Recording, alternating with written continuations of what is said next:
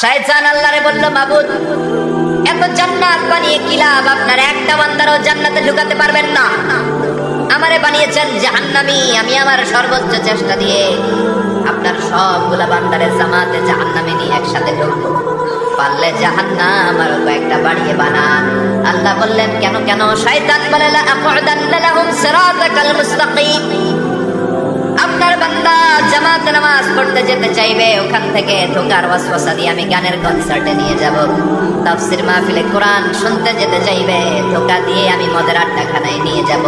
ওয়ালা তাজিদু আকসারাহুম শাকিরিন। একটারেও জান্নাতে ঢুকাতে পারবেন না। চ্যালেঞ্জ দিলাম। আল্লাহ বলল, শয়তান তুই আমারে চ্যালেঞ্জ দেস? আমি তো সব রাজার বড় রাজা, মহারাজা, আমার সাথে তো কেউ চ্যালেঞ্জ দিয়ে টিকতে পারে না। চিল্লা এখন ঠিক কিনা? শয়তান তুই চ্যালেঞ্জ দিলি, আমিও তোর চ্যালেঞ্জ দিলাম। ওয়া ইজ্জতি ওয়া জালালি ওয়া ইরতিফাই মাকানি, আমার ইজ্জতের কসম, আমার জালালিয়াতের কসম, আমার মহানত্বের কসম, আমার ক্ষমতা আর দাপটের কসম, আজীবন আমার বান্দা গুনাহ করবে, পাপ করবে, অন্যায় করবে, কোন এক তাফসীর মাহফিলে এসে চোখের পানি ছেড়ে যখন ক্ষমা চাইবে, আমি জীবনের সব গুনাহ মাফ করে দেব। আমি আমার বান্দার জীবনের সব গুনাহ মাফ করে দিয়ে জান্নাতে ঢুকায় দেব। তখন তুই কি করবি? লাগফিরান্না লাহুম মা দামু ইস্তাগফিরুনি। যতক্ষণ আমার বান্দা আমার কাছে ক্ষমা চাইবে, আমি আমার বান্দার জীবনের সব গুনাহ মাফ করে দেব। সুবহানাল্লাহ পড়েন। এজন্য রব্বুল আলামিন বলেন, ইয়া আইয়ুহাল্লাযীনা আমানু তুবু ইলাল্লাহি তাওবাতান নাসুহা। তওবার মতো তওবা করো। তওবার মতো তওবা করলে যত বড় অন্যায় হোক, পাপ হোক, গুনাহ হোক, সব গুনাহ মাফ করে দিতে পারে কে? সাইয়েদনা আদম আলাইহিস সালাম ভুল করলেন, শত শত বছর কাঁদলেন। আল্লাহ বললেন, ও আদম, কিছু বাক্য তোমারে শিখিয়ে দে, এই বাক্য দিয়ে তুমি আমার কাছে তওবা করো, তোমার তওবা কবুল করে নেব। সাইয়েদনা আদম বললেন, রব্বানা, পড়েন, রব্বানা যালামনা আনফুসানা ওয়া ইল্লাম তাগফির লানা ওয়া তারহামনা লানাকুনান্না মিনাল খাসিরিন। ও আল্লাহ, আমি জুলুম করেছি নফসের উপর, ভুল করেছি, অন্যায় করেছি, অপরাধ করেছি, আপনি যদি ক্ষমা না করেন আমি শেষ হয়ে যাব। লানাকুনান্না মিনাল খাসিরিন, আমি ক্ষতিগ্রস্তদের মধ্যে শামিল হয়ে যাব। ঠিক কি না? এই আয়াত দিয়ে, এই দোয়া দিয়ে যখন সাইয়েদনা আদম তাওবা করলেন, মুহূর্তেই তাওবা কবুল করে নিয়েছে কে? আমরাও যদি পাপ করি, অন্যায় করি, আমাদেরও পাপগুলো মোচন করার একজন আছে না নাই? তিনি গাফিরিদ যামব কাবিলিত তাওব। ওনার কাজই হচ্ছে গুনাহ মাফ করা।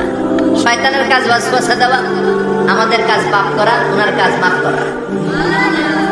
আল্লাহ ডেকে বলে, গোলাম, তোরা যদি পাপ না করতি আর বারবার মাফ না চাইতি, তাহলে তোদেরকে ধ্বংস করে দিয়ে জমিনের বুকে এমন একটা জাতি আমি বানাতাম যারা পাপ করতো আর মাফ চাইতো, আর আমি মাফ করতাম। সুবহানাল্লাহ পড়ে।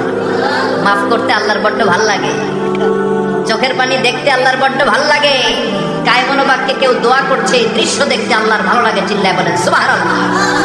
এজন্য পাপ আমাদের যত বড় হোক, আমাদের জন্য মাফ আছে না নাই? দুইটা সময়ে তাওবা কবুল হয় না। এক নাম্বার হলো বাদাল গারগারা, মালাকুল মউতকে দেখে ফেলেছেন, রূহ ধরে টান দিবে, তখন তওবা করলে কবুল হবে। আরেকটা হচ্ছে বাদা তুলুই শামসি মিন মাগরিবিহা, কিয়ামতের আগ দিয়ে সূর্য আর পূর্ব দিক থেকে উদিত হবে না, এটা পশ্চিম দিক থেকে উদিত হবে, তখন তওবা করলে কবুল হবে। তখন তওবার দরজাকে বন্ধ করে দিয়েছে কে? এজন্য আমরা যে কোনো পাপই করি না কেন, পাপ হয়েই যেতে পারে, আশা হারানোর কারণ নাই। Never lose hope, never give up.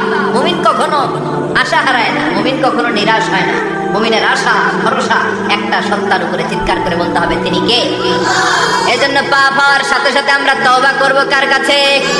বিশ্বনবী বললেন, কিছু কিছু কাজ আছে এগুলো হয়ে যাওয়ার পরে দেরি করা যায় না। এক নম্বরে নামাজের ওয়াক্ত হলে দেরি করা যায় না। ঠিক কিনা? সালাত কায়েম করো, সালাত কায়েম করো, হবে সম্মানী তুমি, হবে জান্নাতি তুমি, হবে সম্মানী তুমি, হবে জান্নাতি তুমি, দিবে কাল হাসরে শীতল ছায়া আরশে আজিম। রব্বিয়াল আলা, রব্বিয়াল আযীম, রব্বিয়াল আলা, রব্বিয়াল আযীম। সুবহানাল্লাহ পড়ো।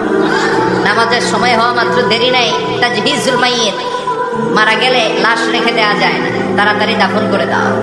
নামাজের সময় হলে নামাজ পড়ো, দেরি করো না। মানুষ মারা গেলে দাফন করতে দেরি করো না। বান্দা যদি পাপ করে ফেলে তওবা করতে দেরি করো, এজন্য পাপ করার সাথে সাথে তওবা করার দরকার আছে না নাই?